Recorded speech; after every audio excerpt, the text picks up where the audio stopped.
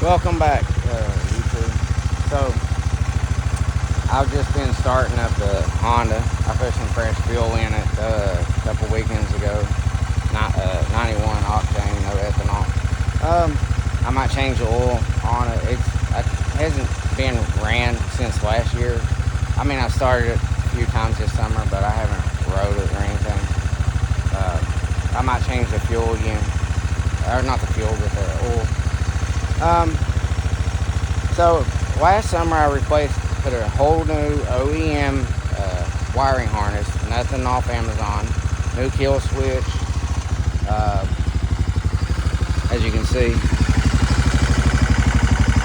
that's from a 2000 Fourtrax 300 from Partzilla. New choke cable, new choke cable, new brake cable, new throttle cable. See, no wire harness. I have the OEM bands that hold it to the handlebar. I just haven't put it on. The only thing I didn't get new, it's got a new relay OEM. Is this starter relay cable, and I put new fuses in there. I put new fuses, but I still can't get it to start with electric start. The stator's fine. I put a new starter cable in it. I mean, new starter cable and new starter motor.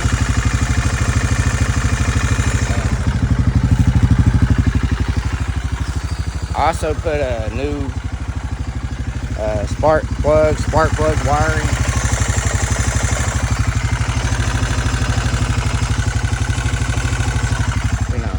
It's all new wiring. I did think about replacing the stator, but based on my diagnosis, the stator's fine. I did find some quality ones, not the cheap ones from Amazon or eBay. I found it's Rick's stators. They're quality components if I need one. But I'm just trying to narrow down why the electric start don't work. As you can see, the lights work fine. I'm charging another battery. This one I don't think is fully charged, but I had the same problem last year. I'll turn it on. It doesn't show it's in neutral though. It's not giving me any response. I checked the connections. This is my ground. It's grounded to the frame. This is your starter relay cable, part of that. Connects to the relay and the positive on the battery. This is the new starter cable, brand new, goes directly to the starter. These are the connections. This is to your tail lights. I just have the rack set on here, and the fenders just bolt with a couple bolts, just to give it shape. I don't, if I go back into work on it at this time, I don't want to have to take all the bolts and stuff all off, so it's just sitting there. But I ordered some more bolts for the racks and stuff. I may have ordered some more of them push pins or whatever you want to call them, fasteners. I don't really like the mud flaps on it, but it's okay. But and I was looking at because it rusted here when I used my impact wrench. The torque broke it there. I also had the issue here with the stay, the carrier. But anyways, it won't focus. But I ordered one of these, but I'm gonna have to get another one off eBay. It never did show up, but it broke off in there, the bolt. And let's see, I think the front rack is fine. I don't think the front rack is broke or has any weak welds or cracks in it. I just need that front bar goes across, and I don't have a welder, or I could just weld that back. Other than that, the rack's fine. That I can recall. There's nothing else broke or rusted through or anything. This is that OEM exhaust I got off eBay. You can still get the OEM exhaust, but it's like $700. This one was a new used one, which it was like $350. But as you can see, it's in really good shape. It's original. It sounds way better.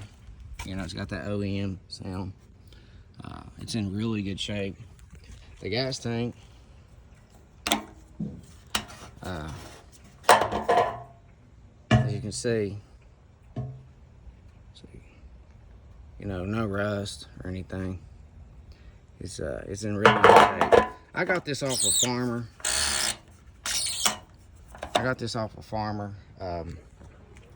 He used it regularly. Didn't seem to be abused. I took the foot lever for the foot brake cable. I took it off because it's kind of like it was not wanting to go up and down. I got the new cable. I replaced the drum brakes. I put the new brake cable on. Let's see. I got a new steering bushing to put in it, which it don't necessarily have to have it. A new there's a bearing in here, right here. I got a new one of these. I want to do the front wheel bearings because this one is a little loose. I mean, it's not bad, but Honda wheel bearings after so long need replaced. I don't know if I have that or not. And I got the new front brake pads because the brakes just, I need to do a front brake service job on this. So I might sell it. I don't really want to because it's a tough machine. It is. It runs good. I replaced new stuff. I put a new OEM carburetor.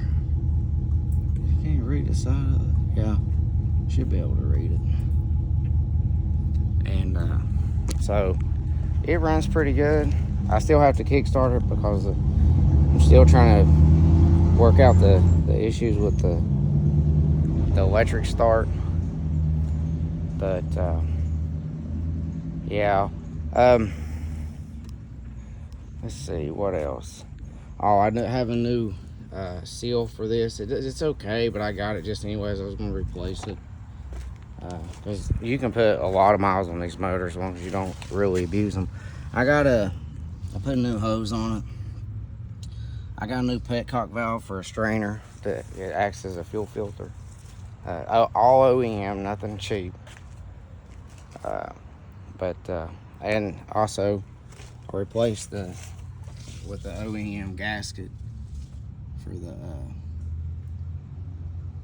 the starter motor. But let's see, was there a little bit of play here? I thought about working on I need to see if I can adjust this here a little bit. I mean, it shifts okay. I haven't really got it out to ride it like I wanted. When I bought it, I rode it around there on a fine farm. It seemed, like a good run machine, because it was used regularly. It didn't just sit, and it was on a farm, so it was used regularly, which is a contributing factor why it doesn't just have a rusted fuel tank, because it was having fresh gas put in it. I just went ahead. I was going to just clean or rebuild the carburetor, but I went ahead and decided to just buy a new one. It ran okay, but I wanted it to run good. I adjusted the valves. I got the engine compression and spec. I have actual repair manuals for it, so I'm looking to sell it maybe, but I kind of don't want to. I just, because of my work, I don't have time to, or a garage, as you can see, to do what I want to do with it. But man, they're solid. They're solid machines. Um, so if you're interested or anything, you live in Wisconsin, uh, I'll sell it to you for $1,000. 1,000, nothing else, because I got, let's see, new carburetor, OEM, starter, OEM, that's like 350, 400 a piece.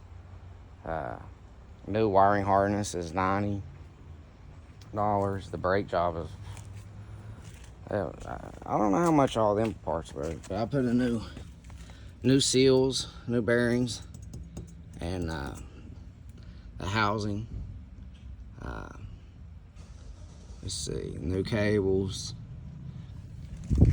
You know, so if anybody's interested in it, once I finished working on it, you're welcome to do so. I got another oil change, oil filter, Honda oil, and air filter. I got the snorkel out of it. Just it's clean. I cleaned it out and everything. Let's see.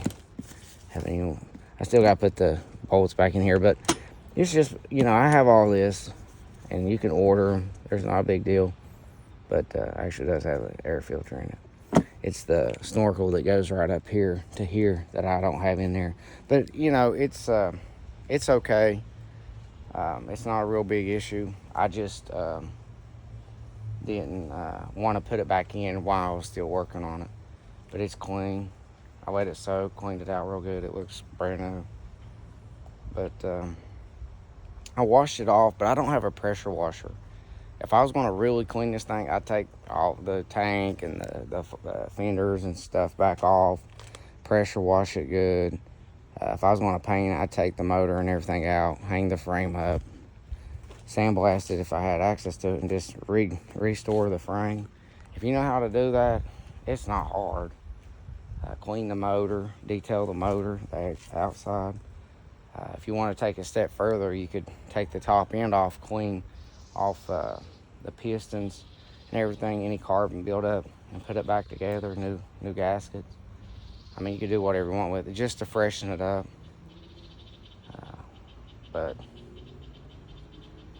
and you can get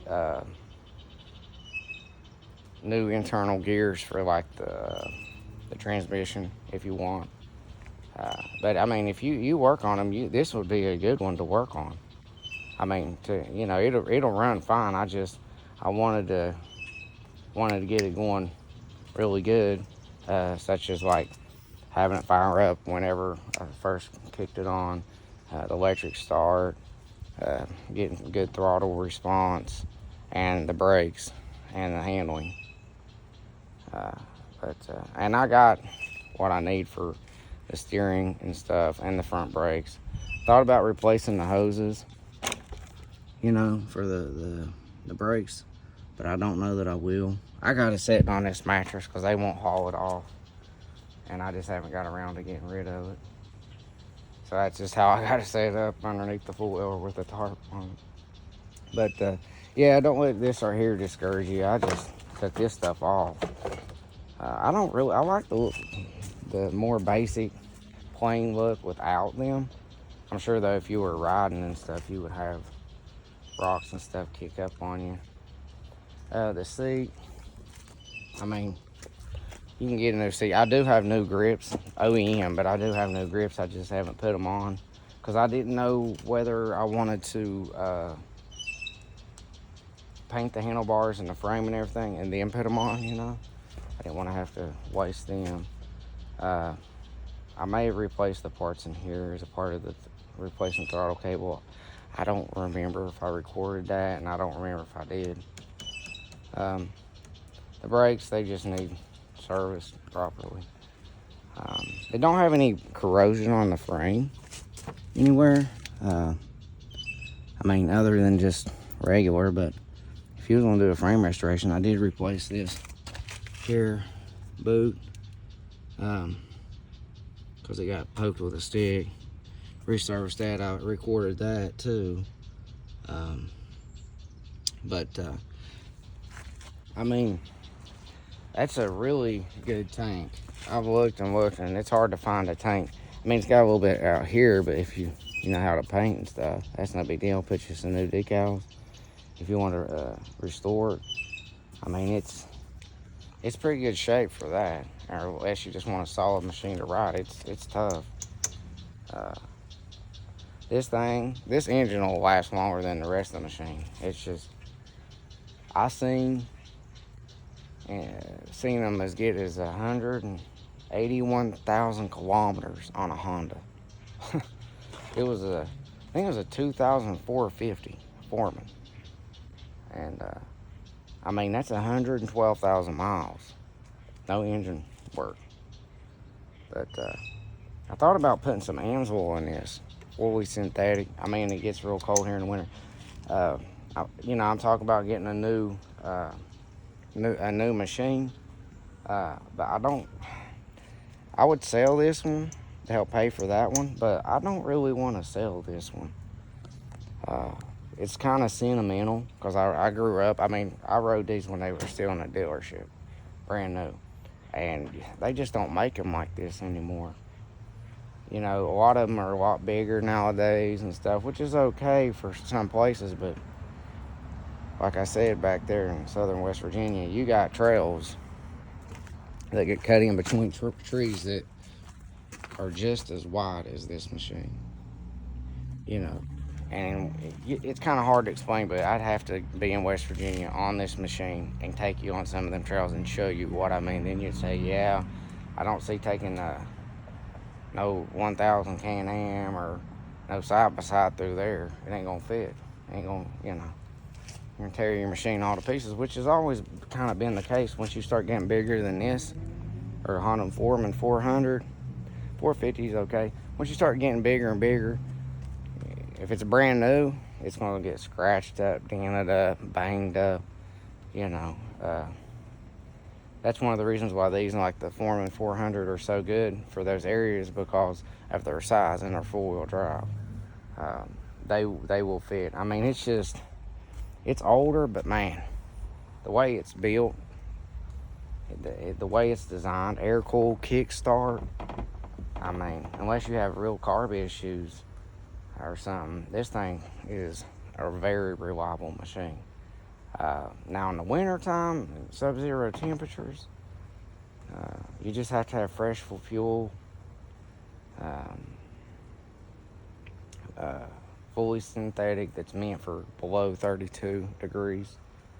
I'd take the battery out and keep it on a maintainer during temperatures like that, so that you have fresh fuel, fully charged battery, the right oil in it, good spark plug, new spark plug. It should fire up with choke. That's another thing I would recommend. If I had a garage, I'd probably have all this off. I'd have it halfway done. It would already be done by now, because I could work on it in the winter. Coming out here when it's below freezing and working on it is not recommended. Because there are times when I have time to actually do stuff. But man, it'd be nice if Honda would come back out with these again, like anniversary edition. They would sell so many of them. Oh man, melt part of my plastic here. That's my fault. But I just did that too. That's because I was moving it for this. It's not a real big deal. But I should have paid more attention to that. But that's my fault. But yeah. I also thought about, if you wanted to, you could take all of the decals off of these fenders, because these fenders, I mean, they're in good shape, and put you some camo clad, clean up the tank, put you some camo clad on this, and I seen somebody do that when they painted the racks like green. It was nice, kind of nice looking the way they did it. But I just, old red, it's got a good tank on it. It does. It's tough. Well, I just want to make a video. I don't know how well the image quality is, But I'm letting that other battery charge. This is probably something I'm going to be working on this weekend to try to find out why it's doing that. That's because I need to fix that. But if you like content, click the subscribe. I'm going to it shifted on me when I was trying to get that battery cable, because it's actually supposed to come through here, and I just got it set right here. Because like I said, I just set this on there, but I was working on this.